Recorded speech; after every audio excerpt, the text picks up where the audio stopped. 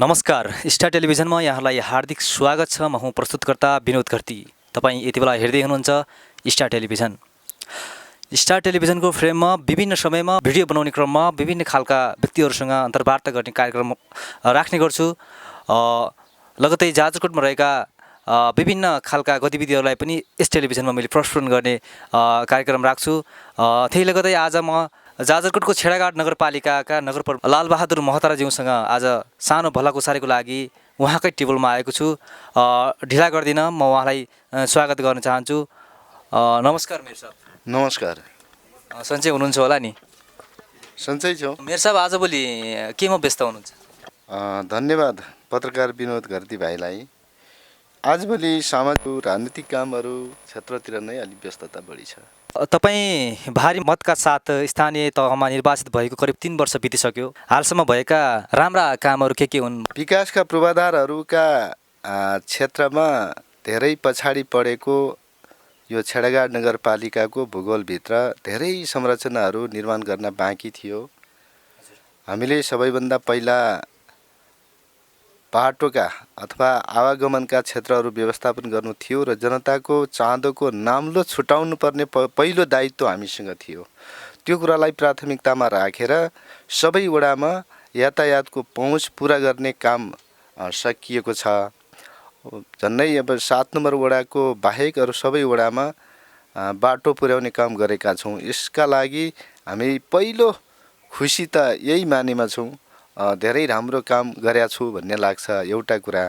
अर्को कुरा, पर्यटकीय हिसाबले सुन्दर डाँडाकाँडाहरू भएको हाम्रो क्षेत्रमा केही त्यस्ता अनुकरणीय क्षेत्रहरू बनाऊँ जहाँ धार्मिक पर्यटनका हिसाबले, शैक्षिक पर्यटनका हिसाबले, त्यो चाहिँ व्यापारिक पर्यटनका हिसाबले त्यो सबैभन्दा सुन्दर क्षेत्रहरू निर्माण गरेर जाउँ भन्ने कुरा गरेका छौँ र त्यसका पूर्वाधारहरू तयार गर्दैछौँ। निकट भविष्यमा त्यो पनि पुरा हुनेछ। अर्को, शैक्षिक क्षेत्रका विषयहरू पनि त्यही ढङ्गले व्यवस्थापन गरेका छौँ। विद्यालयहरू बाल मैत्री हुनुपर्छ, शिक्षाका क्षेत्रमा अथवा अध्ययनका लागि अनुकूल वातावरण बनेको हुनुपर्छ भन्ने हिसाबले ती संरचनाहरू तयार गरेर जाने कुरा गरेका छौँ। निकट भविष्यमै ती लक्ष्यहरू पनि पुरा हुनेछन् र खेल मैदान सहितका स्कुल बनाउने सङ्कल्पका साथ हामी लागेका छौँ। बाल मैत्री क्षेत्रहरू निर्माण गर्ने कुरा गरेका छौँ। ती क्षेत्रहरू हेर्दा पनि हामी आफूलाई सन्तोष रहने अथवा हामीले आफ्ना लक्ष्यहरू पुरा गरेका छौँ, राम्रै गरेका छौँ भन्ने क्षेत्रमा नै हामी लागेका छौँ। त्यो स्वास्थ्यका क्षेत्रहरूमा पनि अहिले 13वटा वडामा सामुदायिक स्वास्थ्य केन्द्रहरू निर्माण गरेका छौँ। 5वटा वडाहरूमा त स्वास्थ्य चौकीहरू थिए हिजो, अरू 8वटा वडाहरू खाली थिए, बाँकी थिए। त्यो बाँकी भएका क्षेत्रहरूमा पनि सामुदायिक स्वास्थ्य केन्द्रहरू निर्माण गरेर स्वास्थ्यका क्षेत्रमा पनि जनताको पहुँचलाई सुनिश्चित गर्ने काम गरेका छौँ र नगर अस्पताल सञ्चालन गरेर यो क्षेत्रको सबैभन्दा स्वास्थ्यमा यो क्षेत्रको पहुँच छ अथवा जनताको पहुँच छ भन्ने कुरालाई व्यवस्थित गरेका छौँ। अहिले हामीसँग एउटा BBS डाक्टर पनि रहेर त्यो सेवा चाहिँ प्रवाह गर्ने कुरा भइराखेको छ। त्यसैले हामी आफूले गरेका कामहरूबाट आफू सन्तुष्ट हुने कुरा छँदैछ। समृद्ध नगरपालिका बनाउन मुख्य आधारहरू के छन्, होइन? खास कसरी काम गर्दै हुनुहुन्छ तपाईँले? मैले अगाडि जे कुरा भने वास्तवमा त्यो छेडाघाट समृद्धिका आधारहरू हुन्। हामीले समृद्ध छेडाघाट हाम्रो भविष्य भन्ने एउटा सङ्कल्प, एउटा नारा, एउटा भिजन दिएका थियौँ। त्यसलाई पुरा गर्ने पूर्वाधारहरूका क्षेत्रबाट नै काम गर्न हामी लागिरहेका हौँ। त्यसैले यो समृद्धिका आधार यातायातको क्षेत्र, शिक्षाको क्षेत्र, पर्यटनका क्षेत्र र कृषि उत्पादनका क्षेत्रहरू समेत भएको हुनाले ती क्षेत्रमा नै केन्द्रित रहेर हामी काम गरिरहेका छौँ। कृषि लगायतका विभिन्न खालका गतिविधिहरू छेडाघाट नगरपालिकामा गऱ्यौँ भन्नुभयो, होइन? अब जनताको बिचमा होमिदा गरेका कति प्रतिशत प्रतिबद्धता पुरा गर्नुभयो तपाईँले अहिलेसम्म? हामीले विशेष गरी 3वटा क्षेत्रलाई फोकस गरेका थियौँ। 3वटा क्षेत्र भन्न शिक्षा, स्वास्थ्य, त्यसपछि यातायातको, यी 3वटा क्षेत्र र पर्यटनको क्षेत्र समेत जोडेर अगाडि बढ्ने कुरा गरेका थियौँ। र उत्पादनलाई पनि आधुनिकीकरण गरेर अगाडि बढ्ने कुरा गरेका थियौँ र यी वास्तवमा सबै कुरा त पुरा मान्छेको जिन्दगी नै अधुरो हुन्छ, पुरा गर्न सकिँदो रहेनछ। यद्यपि हामीले ती टार्गेटहरू पुरा हुने गरी त्यसका आधारहरू दिएर अगाडि बढेका छौँ। स्थानीय सरकार प्रमुखको हैसियतले यहाँका जनताको धेरै आशा अपेक्षाहरू बुझ्नु भएको छ होला यहाँले, होइन? उनीहरूको कस्तो कस्तो अपेक्षा पाउनुभयो अहिलेसम्म यहाँले? अभाव र गरिबीको चपेटाभित्र रहेको समुदायका धेरै अपेक्षाहरू भन्दा पनि भोकको समस्याहरू, रोगको समस्याहरू, होइन, घाँसपास कपासकै समस्याहरू बढी देखिन्छन्।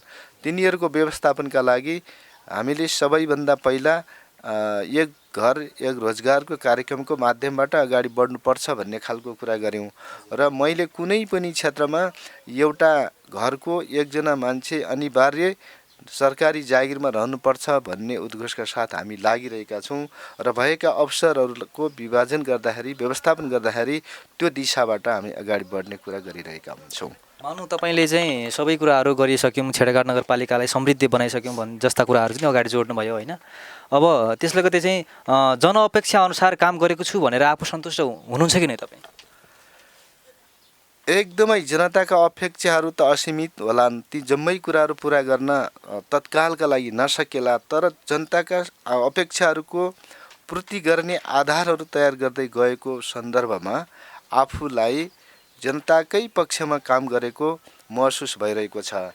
किनकि हामी जनताका बिचमा गएका कार्यक्रमहरूबाट उनीहरूलाई दुःख दिने, अप्ठ्यारो पार्ने ती खालका कुरा गरिँदैन।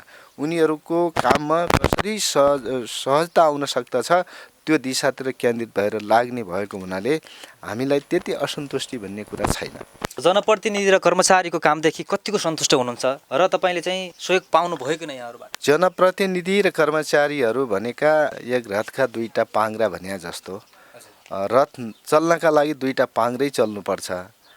अहिले हामीसँग असहयोगी कर्मचारी त छँदै छैनन्।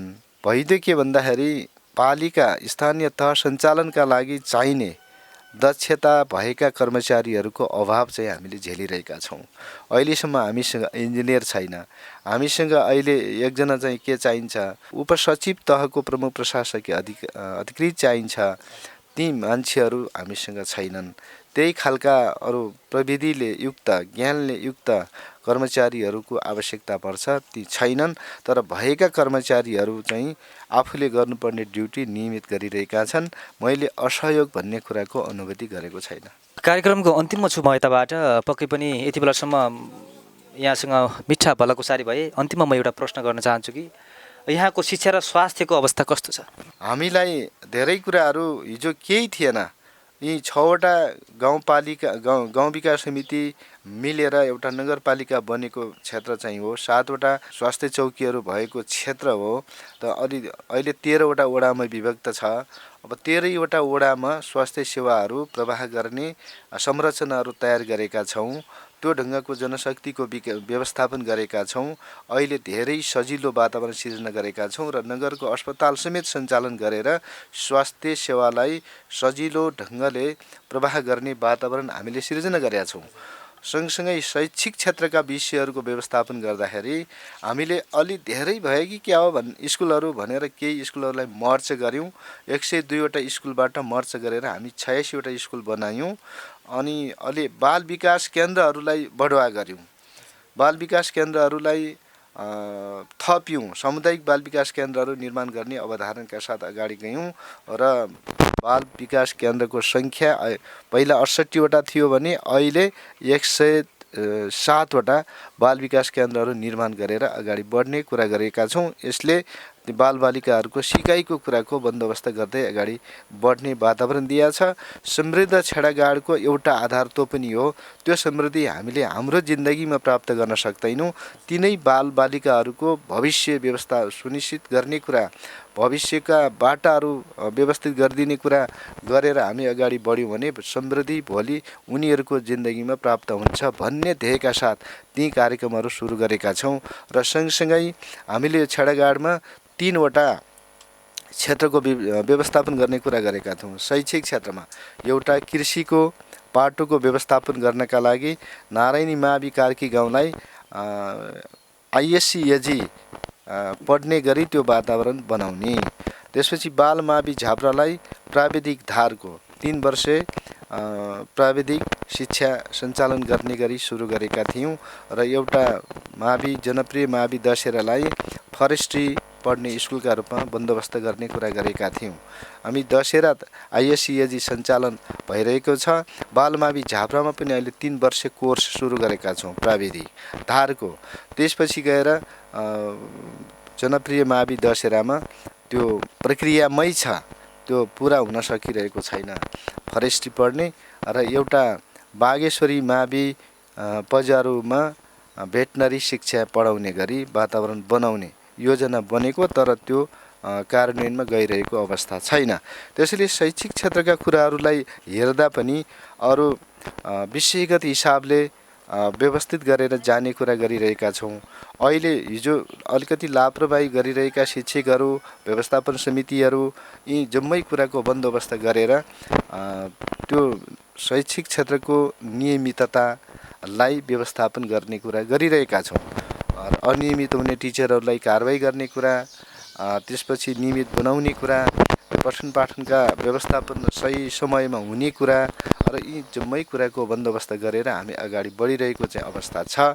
यो अवस्थालाई हेर्ने हो भने वास्तवमा हिजोको भन्दा आजको शैक्षिक अवस्था सुधार उन्मुख भइरहेको हामी पाउँछौँ। मेयर साहबलाई धेरै धेरै धन्यवाद छ। आफ्नो व्यस्त बावजुदका कारणले पनि समय मिलाएर चाहिँ यति बेलासम्म स्टार टेलिभिजनमा भरपुर साथ दिनुभयो, आफ्ना भनाइहरू चाहिँ राख्नुभयो है। यति बेलासम्म स्टार टेलिभिजन हेरेर बस्नुहुने आम दर्शक श्रोताहरूलाई चाहिँ अन्तिममा केही भन्न छुटेका आफ्ना धारणाहरू व्यक्त गरेर कार्यक्रमलाई अन्तिम। धन्यवाद विनोदजीलाई। अब सम्पूर्ण टिभी हेरेर सुनेर बसिराख्नुभएका दाजुभाइ तथा दिदीबहिनीहरूमा हाम्रो के अनुरोध छ भने, विशेष गरी यो छेडाघाट नगरपालिकालाई समृद्धिको बाटोमा लैजानका लागि आर्थिक उपार्जनका क्षेत्रहरूको व्यवस्थापन गरी जानुपर्छ भन्ने ध्येयका साथ विभिन्न पकेट क्षेत्रहरू र ब्लक क्षेत्रहरू निर्माण गरेर हामी अगाडि बढिरहेका छौँ। यसलाई अझै टिमुरको पकेट क्षेत्र निर्माण गर्ने उद्देश्यका साथ लागेर के टिमुरका नर्सरीहरू निर्माण गरेर बिरुवाहरूको समेत उपलब्धता यहीँ बनाउने गरी त्यो वातावरण पनि सिर्जना गरिरहेका छौँ। त्यसैले भैँसी पकेट क्षेत्र, बाख्रा पकेट क्षेत्र, माउरी पकेट क्षेत्र, त्यसपछि गएर धान पकेट क्षेत्र, रैथाने बाली उत्पादन क्षेत्र, यो भटमास ब्लक क्षेत्र, यो विभिन्न क्षेत्रहरू निर्माण गरेर हामी तद अनुरूपका कार्यक्रमहरू, गतिविधिहरू सञ्चालन गरेर अगाडि बढ्ने कुरा गरिरहेका छौँ र बिस्तारै समूहका माध्यमबाट, सहकारीका माध्यमबाट पनि त्यसलाई उत्पादनका क्षेत्रको बन्दोबस्ती गरेर अगाडि बढ्ने त्यो एउटा वातावरण सिर्जना गरिरहेका छौँ।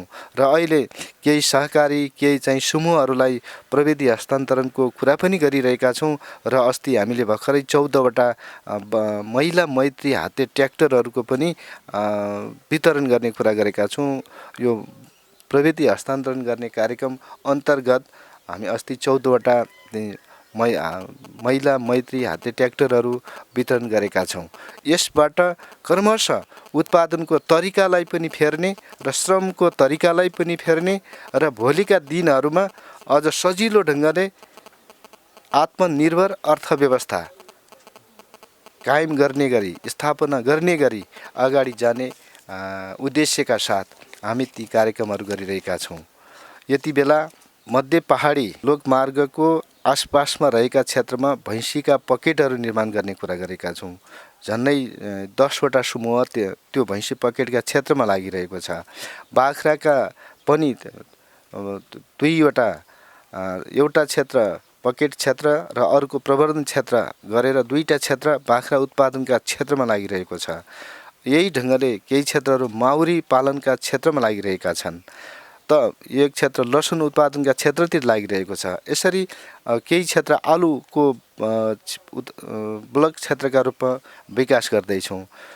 यसरी विभिन्न ढङ्गले उत्पादनलाई केन्द्रीकृत गरेर जाने र आफ्नो व्यवसायलाई निरन्तरता दिइराख्ने र त्यसलाई आधुनिकीकरण गरिराख्ने, यस्तो कुरा गऱ्यौँ भने मात्रै आत्मनिर्भर अर्थतन्त्र तिर हामी उन्मुख हुन्छु भन्ने हामीले सोचेका छौँ र यही दिशातिर सबैलाई लाग्नका लागि हाम्रो आग्रह छ। धन्यवाद। धेरै धेरै धन्यवाद छ छेडघाट नगरपालिकाको नगर प्रमुखलाई। अनि यति बेलासम्म यस टेलिभिजनमा व्यस्त बावजुदको समयलाई पनि मध्यनजर गरेर टेलिभिजनमा समय दिनुभयो। म यताबाट यहाँलाई धन्यवाद दिन्छु। र यति बेलासम्म तपाईँले चाहिँ यो टेलिभिजन हेरेर भरपूर साथ दिनुभयो। तपाईँ सबैजनालाई पनि विशेष धन्यवाद दिन्छु यताबाट। तपाईँलाई यो कार्यक्रम कस्तो लाग्छ त्यसै प्रतिक्रियाको लागि तपाईँको लागि कमेन्ट बक्स अन नै छ। नगर प्रमुखसँग मैले केही प्रश्नहरू गर्न छोडेको भए अथवा छुटाएको भए अर्को बसाइमा म त्यस्तै खालको प्रश्नहरू बनाएर यहाँसँग भलाकुसारी गर्ने त सधैँ छ। आजको यो बसाइ चाहिँ यहाँलाई चाहिँ राम्रो देखिनेछ, राम्रो भ्यू जानेछ भन्छु यताबाट। आजको लागि यो भिडियो